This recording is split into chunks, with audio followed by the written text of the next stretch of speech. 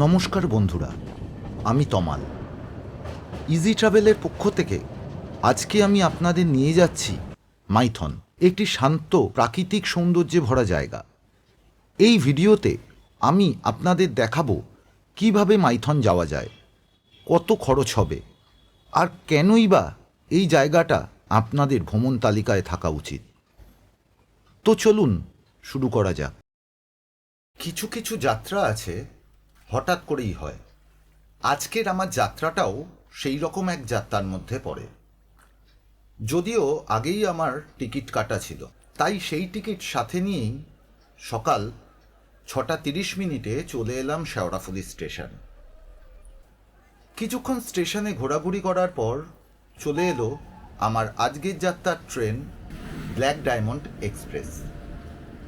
Train আসতেই উঠে পড়ে নিয়ে নিলাম আমার সিট। আজ আমরা যাচ্ছি একদিনের জন্য মাইথন ঘুরতে। আজকে যাত্রার জন্য আমার সিট রিজার্ভ করা ছিল ধানবাদ পর্যন্ত। তার জন্য আমার টিকিট পড়েছে 130 টাকা। তবে আপনারা যখন টিকিট কাটবেন তখন টিকিটটা কাটবেন হাওড়া থেকে কুমারডুবি পর্যন্ত, যার রিজার্ভেশন টিকিট পড়বে 125 টাকা। এই ট্রেনে আপনারা চেয়ার কারের সুবিধাও পেয়ে যাবেন, যার টিকিট পড়বে 440 টাকা।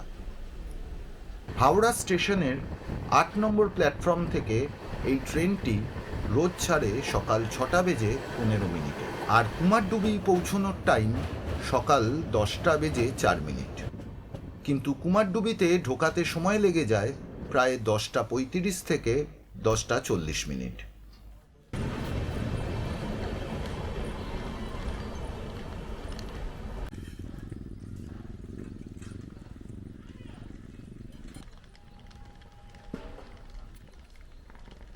সময় সকাল 10:40।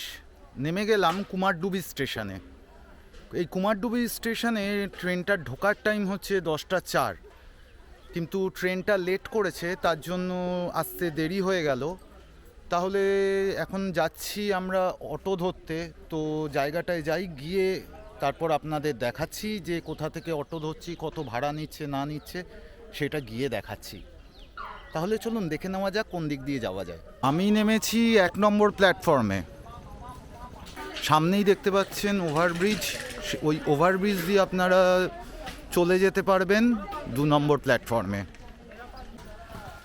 সামনে দেখতে পাচ্ছেন ওভারব্রিজ, এই ওভারব্রিজ দিয়ে উঠে যাব এখন 2 নম্বর প্ল্যাটফর্মের দিকে।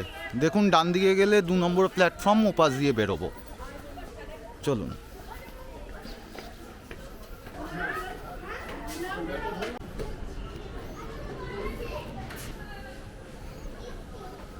সিঁড়ি দিয়ে নেমে সোজা চলে যাবেন এই বাদিকে। এই দেখুন বাদিকে যাওয়ার রাস্তা আছে। বাদিকে গিয়ে সামনে গেলেই পেয়ে যাবেন অটো স্ট্যান্ড। চলুন দেখাচ্ছি।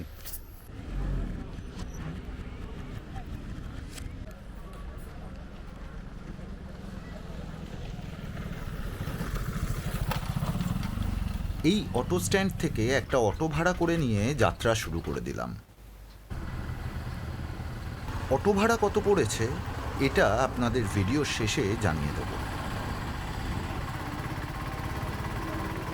যেতে যেতে দেখতে পাবেন এই রকম ছোট বড় অনেক পাহাড়।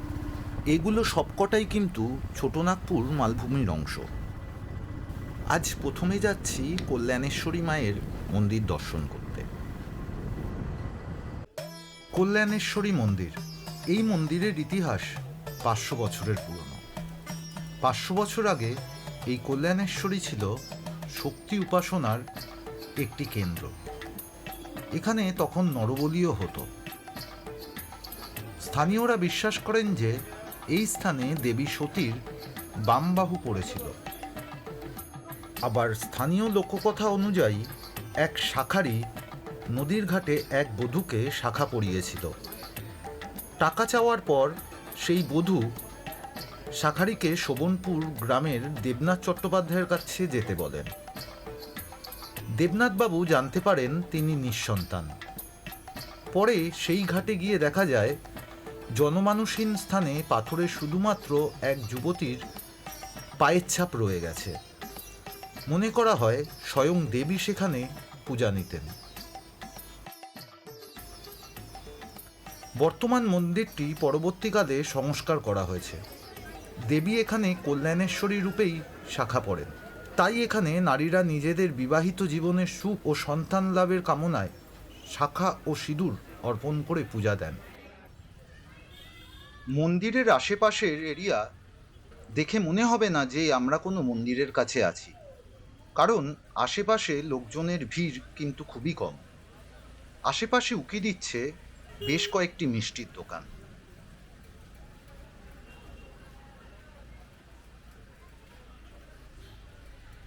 কিন্তু ভিড় বুঝতে পারলাম মন্দিরের প্রবেশদ্বার অতিক্রম করার পর।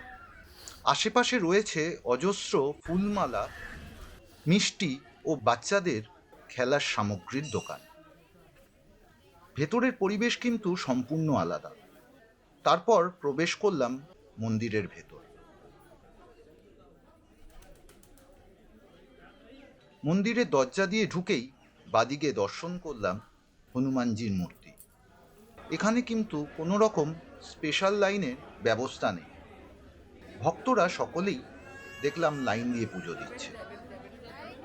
আবার কেউ কেউ ফ্যামিলি নিয়ে সেলফি তোলাতে ব্যস্ত। মন্দিরের ভিতরে আছে এই গাছটি, যার গায়ে জড়িয়ে আছে অজস্র মানুষের আশা ও ভরসা। আর এই গাছের পাশেই দেখা পেলাম এক ছোট্ট ব্রাহ্মণ, যাকে দেখলে আপনার গাল টিপতে ইচ্ছা করবেই।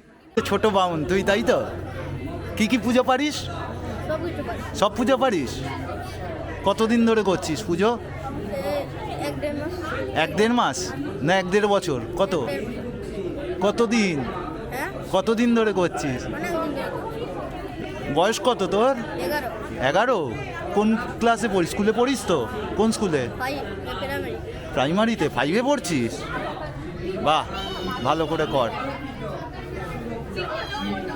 এখানে এসে জানতে পারলাম আজকে মন্দিরটা কিন্তু অন্য দিনের থেকে অনেক বেশি ফাঁকা ছিল, কারণ আজ এমনিতেই অন্নপূর্ণা পুজো আছে, তার জন্য মন্দিরটা ফাঁকা।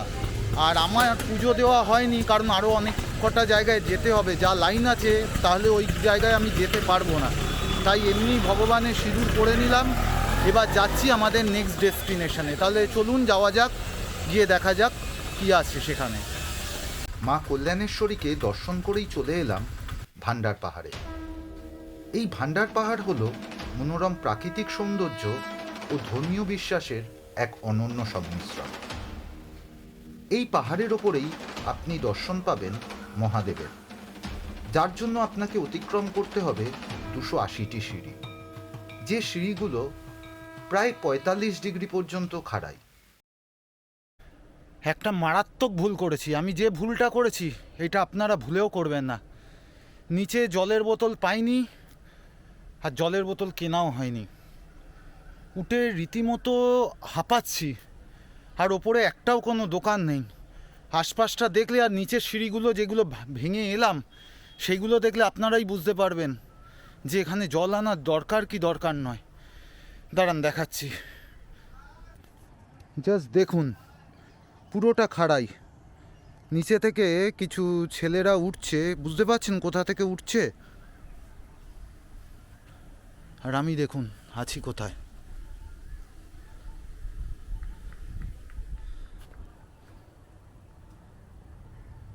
প্রায় চলে এসছি। অনেক কষ্ট করে বাবার কাছে এসে আলটিমেট পৌঁছেছি। সামনেই মন্দির আছে, ভোলে বাবা পার করেগা। বোম বলে। সময় 12টা 20। অবশেষে বাবার কাছে পৌঁছতে পারলাম। দাঁড়ান দেখাচ্ছি মন্দিরটা। উঠে কিন্তু খুব ভালো লাগছে। উঠতে একটু হয়তো কষ্ট হয়েছে, আপনাদেরও হবে, কারণ আমাদের তো সবার এতগুলো সিঁড়ি চড়া অভ্যেস নেই। কিন্তু ওঠার পর খুব ভালো লাগছে, মন শান্ত হয়ে গেছে। চলুন মন্দিরটা দর্শন করি।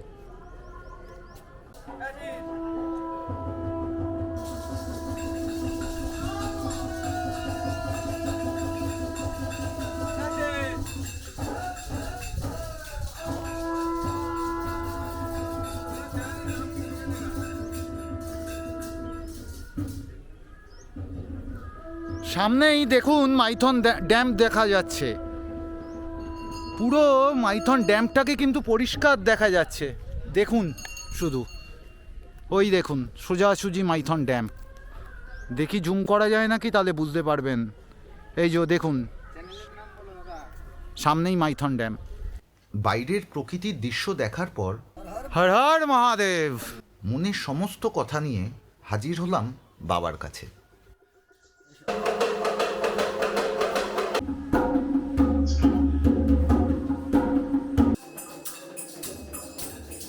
সেখানে গিয়ে বাবার দরবারের সব পাগলরা মিলে গান বাজনার মাধ্যমে অনেকক্ষণ আনন্দ করার পর বেরিয়ে এলাম মন্দিরের বাইরে। বাবাকে দর্শন করে নিয়েছি, এবার নামার পালা। প্রায় 1টা বাজতে চললো, তাহলে চলুন নেক্সট স্পটে গিয়ে দেখা হোক। ভান্ডার পাহাড় ঘোরা হয়ে গেলে প্রথমেই চলে এলাম মাইথনের সেই চেনা পরিচিত জায়গা, যেখানে আমাদের মধ্যে অনেকেই কখনো না কখনো বনভোজন বা পিকনিক করতে এসেছি। এখানে এসে দেখলাম অনেক বাস দাঁড়িয়ে আছে, যারা পিকনিক করতে এসেছে। তাদের রান্না হয়ে গেছে আর তারা খেতে বসার প্রস্তুতি নিচ্ছে। কোথায় থাকা হয় দাদা? দুবরাজপুর। দুবরাজপুর। কেমন লাগছে এসে? ভালো লাগছে। পাতা দিলে দেখুন কত মানুষ ফিস্ট করতে এসছে, দেখুন শুধু। এই জায়গাটা এমন এক জায়গা যেখানে মানুষ শুধুমাত্র পিকনিকেই থেমে নেই। অনেকে আছেন যারা এই মাইথনের স্বচ্ছ জলে তাদের শরীর ঠান্ডা করে নিচ্ছেন, আর তাদের আনন্দ দেওয়ার উদ্দেশ্যে একটি টোটোকেও দেখলাম জলে নামিয়ে গান চালিয়ে তার চালক স্নান করার মজা নিচ্ছেন, আর সাথে উপভোগ করছে সামনের এক অসাধারণ মনোরম দৃশ্য, যা আপনারও মন কাড়বে। তাই আমিও আর নিজেকে ধরে রাখতে না পেরে বন্দি করে নিলাম সেই দৃশ্য আমার জটায়ুতে, যেটা আমি আপনাদের এখন দেখাবো। শুধু দৃশ্যটা আপনারা উপভোগ করুন।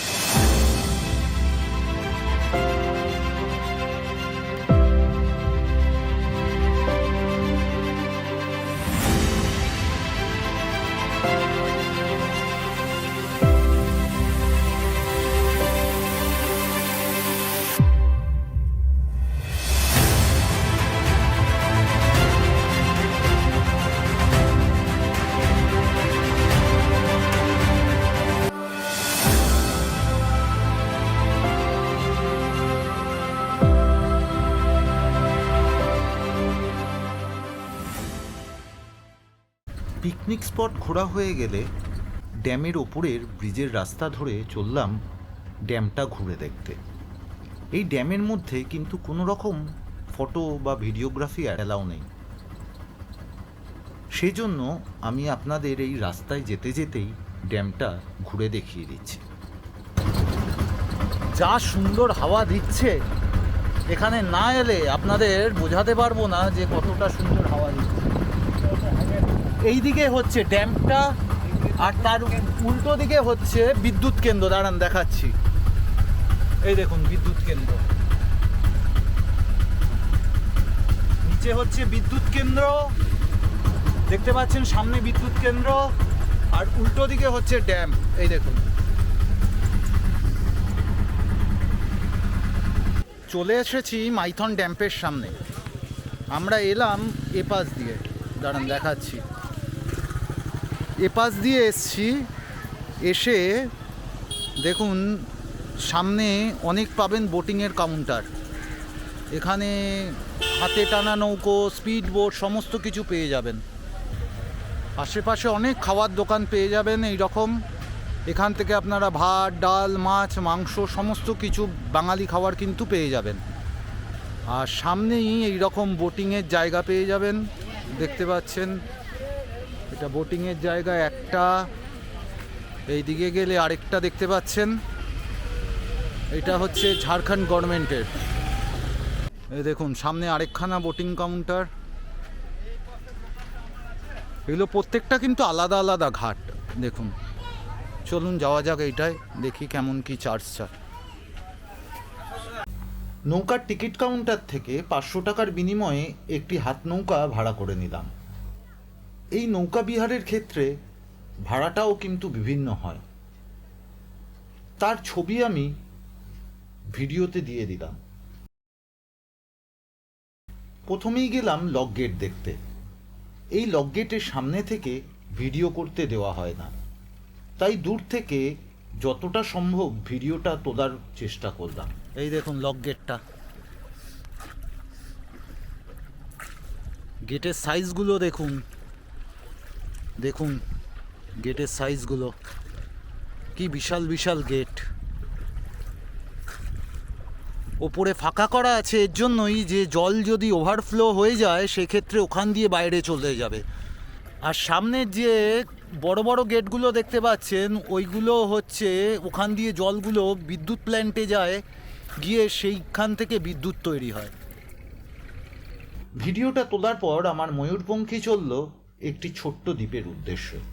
এই নৌকার ব্যাপারে একটা কথা বলে, যদি আপনি স্পিড বোট নেন সেক্ষেত্রে কোনো দ্বীপে কিন্তু আপনি নামতে পারবেন না, কারণ বোটগুলো শুধু সামনে থেকে ঘুরিয়ে নিয়ে চলে আসে। আর হাতে টানা নৌকার ক্ষেত্রে সেই রকম কোনো বাধা নেই। আমি এখন যে দ্বীপে চলেছি তার নাম ঝালমুড়ি দ্বীপ। কেন ঝালমুড়ি দ্বীপ সেটা গিয়েই না হয় বুঝতে পারবেন। তাহলে চলুন দ্বীপটায় ঘুরে আসি। এই দ্বীপটায় কিন্তু অনেক মানুষজন এখন ভিড় করেছে, দেখতে পাচ্ছেন কতগুলো নৌকো এসে দাঁড়িয়ে আছে। এই নৌকোতে এলেই কিন্তু এই দ্বীপে আপনি ঘুরতে আসতে পারবেন, স্পিড বোটে এলে কিন্তু আপনি এখানে ঘুরতে আসতে পারবেন না, কারণ স্পিড বোট এত কম জলে থামে না। চলে এলাম ঝালমুড়ি দ্বীপে। কেন এর নাম ঝালমুড়ি দ্বীপ দাঁড়ান দেখাচ্ছি। আর দেখলে কিন্তু খুব ভালোই লাগবে। আর এসে যে কারণে এর নাম ঝালমুড়ি দ্বীপ সেটা কিন্তু আপনাকে পরখ করে দেখতেই হবে। তাহলে চলুন দেখে নিই কেন এর নাম ঝালমুড়ি দ্বীপ। এই যে দেখুন এখানে ঝালমুড়ির সমস্ত ব্যবস্থা আছে। আর এই দ্বীপের মালিকের সাথেও আপনাদের পরিচয় করিয়ে দিচ্ছি। এই যে সবাইকে আসতে বলে দিন দাদা একটু আপনার দ্বীপে। অবশ্যই আসবেন, ভালো মুড়ি পাওয়া যায় এখানে। ডিম পাওয়া যায়, ডিম, কোল্ড ড্রিঙ্ক, চা, ঝালমুড়ি সব রকমের পাওয়া যায়। আপনার জন্যই তো নাম এইটা ঝালমুড়ি দ্বীপ। আপনার জন্য নাম। তা সবাইকে আসতে বলে দিন একটু। আসবেন আপনারা, ভালো লাগবে মাইথনে।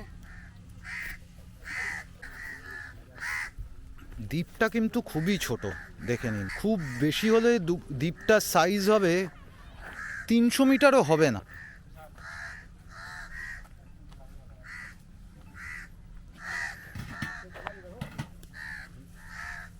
ঝালমুড়ি দ্বীপ দেখে ফেরার পথে আরেকটি দ্বীপের দেখা পেলাম, যেটাকে দেখতে ঠিক উল্টোনো চামচের মতো, তাই নাকি তার নাম চামচ দ্বীপ। এই দ্বীপে নাকি কোনো মানুষকে প্রবেশ করতে দেওয়া হয় না, তাই চলে এলাম নৌকা ঘাটে, যেখান থেকে যাত্রা শুরু করেছিলাম। নৌকা বিলাস সেরে আবার অটো ধরে চলে এলাম ব্যারেজের গেটের পিছন দিকটা দেখতে, যেখানকার সৌন্দর্য আপনি বর্ষাকালেই উপলব্ধি করতে পারবেন।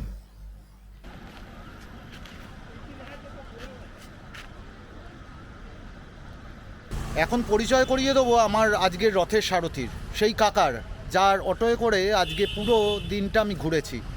তাহলে চলুন কাকার সাথে কথা বলে নিন, কত ভাড়া এখানে দিতে হবে, কিভাবে তিনি ঘোরাবেন না ঘোরাবেন, বা তার নাম্বার কি আছে, সমস্ত কিছু উনি নিজেই দিয়ে দেবেন। তাছাড়া আমি ওনার নাম্বার নিচে অবশ্যই আপনাদের দিয়ে দেবো। নমস্কার, আমার নাম হচ্ছে মুন্না কাকা। আমি এই দাদাকে নিয়ে গোটা মাইথনটা ঘুরিয়ে আছি।